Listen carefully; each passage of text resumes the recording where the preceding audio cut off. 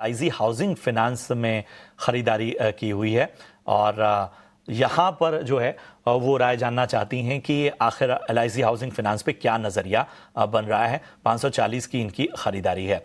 बताएं गौरांग, क्या करना चाहिए एलआईसी हाउसिंग फाइनेंस में 540 की इनकी खरीदारी? प्रशांत भाई, क्षेत्र और कंपनी का चयन जो किया है वो अच्छा है और अनिवार्य होगा हमारे लिए डिस्क्लोजर देना कि एलआईसी हाउसिंग पर काफी लंबे समय से हमारी खरीदारी की राय रही है। ब्याज दरों में कटौती हुई है 5 साल के बाद और इस वर्ष यानी कि नए वित्तीय वर्ष की मैं बात कर रहा हूँ 1 अप्रैल 2025 से शायद 2 और ब्याज दरों में कटौती आने की संभावना है 25-25 बेसिस पॉइंट की, अगर महंगाई दर नियंत्रण में रही और नीचे आई। और यहाँ से दूसरी तरफ जब ब्याज दरें घटती है तो मेरे ख्याल से एक सीधा सीधा सकारात्मक असर हाउसिंग फाइनेंस कंपनीज को होता है, क्योंकि इनकी लोन की डिमांड बढ़ जाती है जिससे लोन बुक ग्रोथ होती है और ब्याज दरों में कटौती होने के कारण ईएमआईज भी कम होती है लोगों की जब वो घर खरीदारी की सोचते हैं और आखिरकार घर खरीदते हैं। पेरेंट कंपनी की बैकिंग अच्छी है और रियल एस्टेट क्षेत्र आने वाले समय में अच्छा करना चाहिए। तो एक प्रतिबिंब जो होता है, अगर कोई एक क्षेत्र अच्छा करता है तो उसका सकारात्मक असर दूसरे क्षेत्र पर भी करता है। जैसे रियल एस्टेट सेक्टर अच्छा करता है तो उसका प्रतिबिंब सकारात्मक हाउसिंग फाइनेंस कंपनीज पर भी पड़ता है। तो खरीदारी की राय है लंबी अवधि के लिए। लक्ष्यांक अगर आप हमें पूछते हैं तो करीबन 750 के आसपास के लक्ष्यांक हैं बुनियादी तर्क के आधार पर। लंबी अवधि के लिए 750 तक के लक्ष्य एलआईसी हाउसिंग फाइनेंस पे नजर आते हुए और बुलिश नजरिया गौरांग सर की तरफ से। नवीन शर्मा का सवाल लेते हैं, अहमदाबाद गुजरात से इन्होंने सवाल पूछा है। एनटीपीसी ग्रीन एनर्जी पर राय जानना चाहते हैं। 2992 शेयर हैं और लगभग 99-99.5 रुपए के आसपास लिया इन्होंने।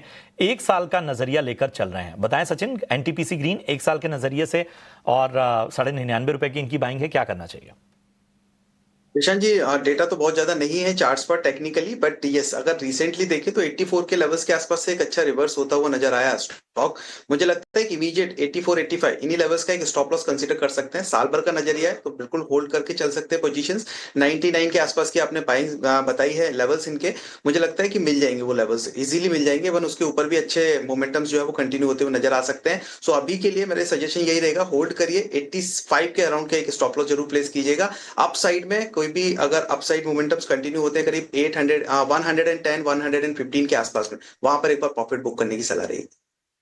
ठीक है, तो ये है राय आपको मिलती हुई। चलिए बढ़ते हैं आगे और इन सब के बीच में बैंक ऑफ बड़ौदा जरा सामने लेकर आइए। बैंक ऑफ बड़ौदा पर हमारे एक दर्शक का सवाल लेते हैं। इनका नाम है राजेश जायसवाल और इन्होंने बैंक ऑफ बड़ौदा में 245 रुपए की बाइंग प्राइस से खरीदारी की है। 100 शेयर लिए हुए हैं। लॉन्ग टर्म का इनका नजरिया है। गौरांग सर जरा बताइए, बैंक ऑफ बड़ौदा 245 की खरीदारी, लंबी अवधि का नजरिया। प्रशांत भाई देखिए, हमारा ये मानना है कि वित्तीय क्षेत्र बहुत शानदार रुझान करेगा आने वाले लंबे समय के लिए, लंबी अवधि के लिए। और उसका कारण ये है जिस प्रकार से इनकी मांग बढ़ेगी और हमने अभी अभी टिप्पणी की ब्याज दरों में कटौती होने की संभावना है नए वित्तीय वर्ष में 1 अप्रैल 2025 से। सरकारी बैंक की कोई श्रेणी में अगर आप देखने जाए तो तीसरी तिमाही के नतीजे कमूमन जो कंपनियां हमारी खरीदारी की सूची में वो सभी के नतीजे अच्छे आए थे और कुछ के अनुमान से बेहतर आए थे। अच्छा खासा करेक्शन हमने सरकारी कंपनियों में देखा है और सरकारी बैंकों में भी देखा है। यहाँ से रिस्क रिवॉर्ड बहुत ही फेवरेबल लगता है हमें और अनुमानित लक्ष्यांक जो हमने निर्धारित किए हैं वो करीबन 300 के आसपास के हैं। तो अगर आपने 225, 250 या उसके ऊपर खरीदारी की है, संख्या कम है आपके पास शेयर की और निवेश लायक पूंजी है, तो हम और जोड़ने की भी राय देंगे पहली बात। और अगर किसी को नया निवेश करना है तो ये भी अनिवार्य होगा लंबी अवधि के लिए। तो यहां पर आपको काफी पॉजिटिव नजरिया मिलता हुआ